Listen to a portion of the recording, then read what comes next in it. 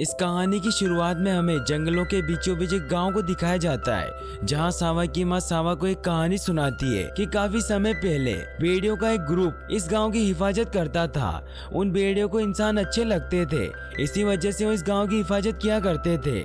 लेकिन एक दिन एक जादूगर ने उन भेड़ियों को शराब दे दिया, जिसके कारण वो रिंकीस में बदल गए।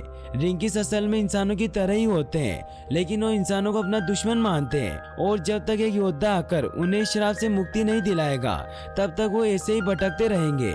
इससे पहले कि सावा की मां कहानी पूरी कर पाती, गांव पर कुछ हाइनास अटैक कर देते हैं। सावा को बचाने के लिए उसकी मां उसे एक बंकर में छुपा देती है और तभी हाइनास का लीडर सबको बाहर इकट्ठा होने को कहता है। हाइनास इन लोगों को पकड़कर एक 3 सर वाली मंकी को बेचना चाहते हैं, जिसका नाम मोम होता है। सावा को अपनी मोम की बहुत चिंता होती है और वो अपनी लकड़ी की तलवार लेकर बाहर उन्हें बचाने आता है। हाइनास उसे देख लेते हैं और उसे पकड़ने के लिए उसके पीछे भागते हैं। सावा उनसे बचकर भागने लगता है, लेकिन एक जगह जाकर हाइनास उसे घेर लेते हैं। तभी वहाँ एक वुल्फ की आवाज आती है, जिससे डरकर वो हाइनास नीचे खाई में गिर जाते हैं। सावा इधर उधर देखता है, तभी एक व्हाइट भेड़िया उसके सामने आ जाता है। भेड़िए को देखते ही सावा बेहोश हो जाता है। फिर सुबह जब उसकी आंख खुलती है तो एक बहुत ही खूबसूरत जगह पर होता है, जहाँ वो व्हाइट वुल्फ भी होता है। सावा को यकीन नहीं होता कि जो कहानियां उसकी माँ उसे सुनाती थी वो सच थी। वो भेड़िया बताता है कि उसका नाम एंगी है।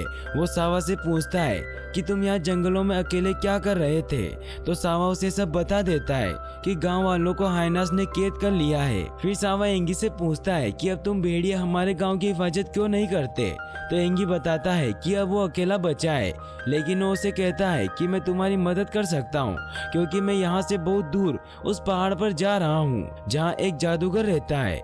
वो उसे बताता है कि वहाँ एक ऐसा योद्धा है जो उसके गांव को बचाने में उसकी मदद कर सकता है, लेकिन वहाँ पहुँचना आसान नहीं है क्योंकि रास्ते में 3 सर वाली मंकी क्वीन मोम का इलाका है। एंगी उसे बताता है कि मोम को 3 सर वाला शराब भी उसी जादूगर ने दिया था और इससे नाराज होकर मोम ने पहाड़ तक जाने के सभी रास्ते बंद करवा दिए हैं ताकि कोई भी उस जादूगर तक न पहुंच सके।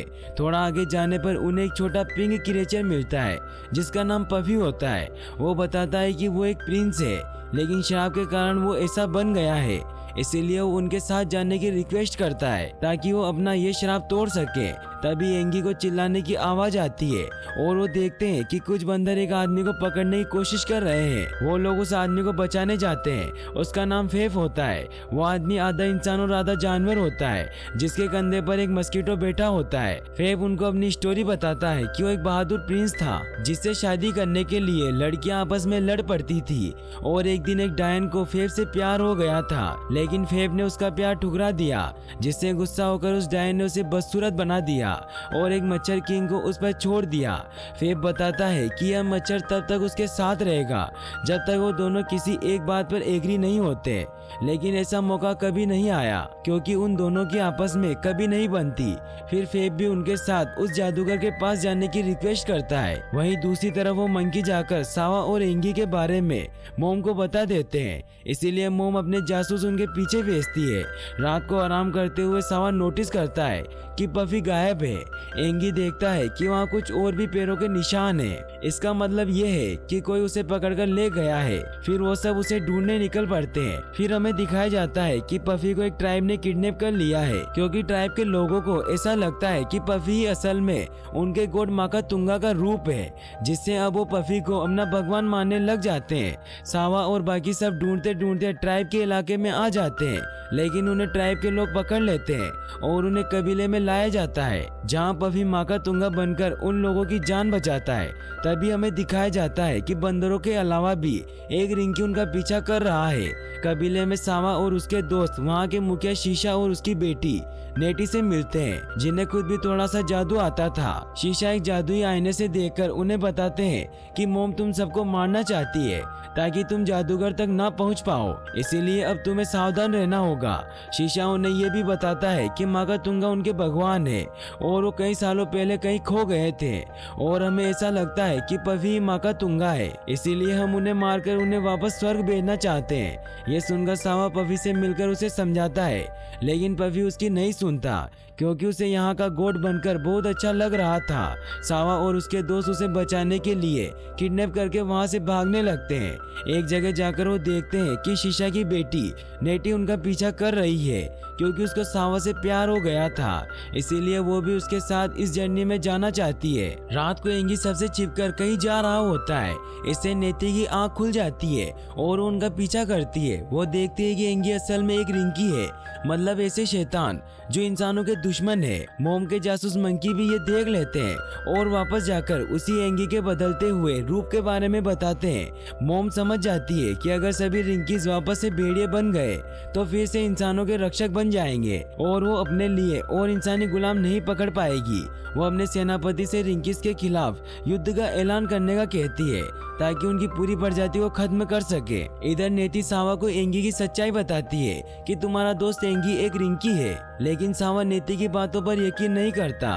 तभी एंगी वहां आता है और सावा को कहता है कि नेती सच बोल रही है और वो उसे कुछ बताना चाहता है, लेकिन सावा उसकी बात नहीं सुनता और नाराज होकर वहां से चला जाता है। तभी एंगी के पिता का भेजा एक रिंकी सावा को किडनैप कर लेता है और एंगी अपना रूप बदलकर उससे लड़ने लगता है, लेकिन बहुत कोशिश करने पर भी वो उसे नहीं बचा पाता। एंगी के फादर सावा को कैद कर लेते हैं। एंगी अपने पिता के पास जाता है और उनसे पूछता है कि आपने सावा को क्यों पकड़ा। उसके फादर बताते हैं कि तुम्हें यहाँ बुलाने के लिए ही मैंने सावा को किडनैप किया था। फिर एंगी अपने फादर को उस जादूगर के बारे में बताता है जो उन सबका श्राप हटाकर उन्हें फिर से व्हाइट वुल्फ में बदल सकता है, लेकिन उसके पिता कहते हैं कि वो रिंकी बनकर ही खुश है और वापस नहीं बदलना चाहते, लेकिन वो एंगी को नहीं रोकते। फिर एंगी सावा को आजाद करवा लेता है। फिर सब वापस से मिल जाते हैं और वहाँ एंगी सभी को अपने श्राप के बारे में बताता है कि हम कई हजारों सालों से इंसानों की रक्षा करते हुए आए हैं, लेकिन एक बार बहुत ही भयानक सूखा पड़ा और भूख से परेशान उसके पिता ने एक इंसान पर हमला कर दिया। इससे नाराज होकर एक जादूगर ने उन्हें रिंकिस में बदल दिया, जिससे वो इंसानों के दुश्मन बन गए। रिंकिस अपने आप को ज्यादा ही ताकतवर समझने लगे थे, इसीलिए जादूगर ने उन्हें एक और शराप दिया कि हम जंगल के सबसे छोटे जीव मच्छर की एक बाइट से ही मर जाएंगे, ताकि हम अपनी ताकत का गलत इस्तेमाल ना करें। वो ये भी बताता है कि कबीले के मुखिया शीशा ने ही उसका आधा शराप तोड़ दिया था, जिससे वो कभी भी अपना रूप बदल सकता है। मोम के जासूस उनकी सारी बातें सुन लेते हैं और रिंकिस के मच्छर के डर के बारे में मोम को बताने जाते हैं। तभी सावा और उसके दोस्त देखते हैं कि मोम अपनी सेना लेकर उन्हें रोकने आ रही है। एंगी समझ जाता है कि वो अकेले मोम की सेना का सामना नहीं कर पाएंगे, इसीलिए उन्हें मदद की जरूरत है और नेती जादू से अपने पिता शीशा के पास एक मैसेज भेजती है और वो सावा की लकड़ी की तलवार को भी जादू से असली बना देती है ताकि वो दुश्मनों का सामना कर सके। थोड़ी ही देर में शीशा अपनी सेना लेकर वहां आ पहुंचता है। एंगी ये देखकर बहुत खुश होता है, लेकिन उसे लगता है कि वो अभी भी बंदरों की इतनी बड़ी सेना का सामना नहीं कर सकते। तभी रिंकिस की सेना वहां आ जाती है। एंगी उनसे पूछता है कि तुम यहाँ क्या लेने आए हो, तो उसे बताते हैं कि हम तुम्हारे पिता के कहने पर तुम्हारा साथ देने के लिए यहाँ आए हैं। यह देखकर एंगी बहुत खुश होता है और सुबह होते ही मंकी और रिंकिस के बीच में लड़ाई स्टार्ट हो जाती है। वहीं रिंकी के पिता अपने पुराने दोस्त एक ड्रैगन को नींद से उठाते हैं ताकि वो भी इस लड़ाई में उनका साथ दे सके। देखते ही देखते वहाँ एक भयंकर युद्ध होने लगता है और सावा, एंगी और बाकी लोग बड़ी बहादुरी से उन बंदरों का सामना करने लग जाते हैं। एंगी के पिता भी अपने ड्रैगन के साथ में वहां पहुंच जाते हैं और उसे देखकर मोम समझ जाती है कि इससे वो लोग नहीं जीत पाएंगे, इसीलिए वो एक बंदर को अपना खुफिया हथियार लाने के लिए भेज देती है, जो असल में मच्छर का एक झुंड होता है, क्योंकि अब मोम को पता चल गया था कि रिंकिस को सिर्फ मच्छर ही मार सकते हैं। मच्छरों को देखकर रिंकिस डर जाते हैं और बंदर एक बार फिर से उन पर हावी होने लगते हैं। तभी फेब के कंधे पर बैठा मच्छर उससे कहता है कि वो इन सब मच्छरों को रोक सकता है, क्योंकि वो सभी मच्छरों का किंग है, लेकिन इसके लिए फेब को उसकी बात पर एग्री होना होगा ताकि वो जादू से आजाद होकर अलग हो सके। फेब उसकी बात से एग्री हो जाता है और श्राप टूट जाता है। फिर किंग मस्कीटो बाकी मच्छरों के पास जाता है और उन मच्छरों को रिंकिस की बजाय बंदरों पर अटैक करने को कहता है। वो सब अपने राजा की बात मान लेते हैं। बंदर मच्छरों से डरकर भागने लगते हैं। तभी एंगी के पिता ड्रैगन की मदद से मोम को पकड़कर वहाँ से ले जाते हैं। सावा और बाकी सब बहुत खुश होते हैं। फिर वो सब उस पहाड़ पर जादूगर के घर पहुंचते हैं ताकि अपनी अपनी विश को पूरा कर सके। वो देखते हैं कि वो एक जादुई घर है। फिर एंगी एक मंत्र बोलता है जिससे वो घर उन्हें अंदर जाने का रास्ता देता है। अंदर जाकर उन्हें पता चलता है कि वो जादूगर और कोई नहीं बल्कि एक छोटी बच्ची है। सबसे पहले वो मैजिशियन फेब को उसके असली रूप में लाती है और फिर एंगी और बाकी रिंकीज का श्राप भी तोड़ देती है, लेकिन वो उसके पिता का श्राप नहीं तोड़ती क्योंकि उसके पिता रिंकी बनकर ही खुश होते हैं। फिर पफी यहाँ बताता है कि उसने झूठ बोला था कि वो एक प्रिंस है क्योंकि वो सिर्फ अच्छे दोस्त चाहता था और अब वो उसे मिल गए हैं। वो फिर भी अपने लिए एक सीक्रेट विश मांगता है। फिर सावा उससे उस योद्धा के बारे में पूछता है जो उसके गांव को बचा सकता है।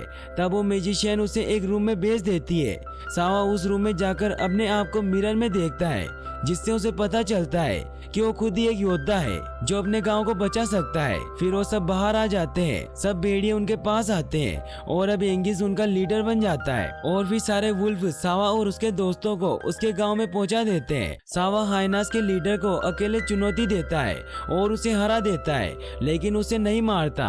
वो हाइनास के लीडर को चेतावनी देता है कि वो इस गाँव से हमेशा दूर रहे।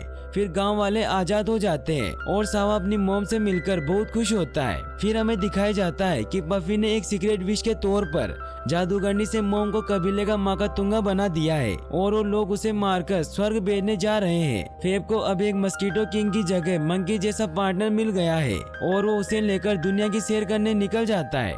एंगी जो भेड़ियों का लीडर बन चुका है अपनी ड्यूटी पूरी करने चला जाता है। नेती सावा के साथ गाँव में ही रहने लग जाती है। सावा एंगी के जाने से बहुत उदास होता है और हर वक्त उसी के बारे में सोचता रहता है। एंड सीन में हम देखते हैं कि एंगी वापस लौट आया है और सावा और नेति के साथ ही गांव में रहने लग जाता है और यहीं पर मूवी एंड हो जाती है। और गाइस, अगर आप ऐसी और वीडियोस देखना चाहते हैं तो डिस्क्रिप्शन में दी गई लिंक्स पर क्लिक करके वॉच कर सकते हैं और वीडियो को लाइक और चैनल को सब्सक्राइब करने के लिए आपका तहे दिल से शुक्रिया। Thanks for watching.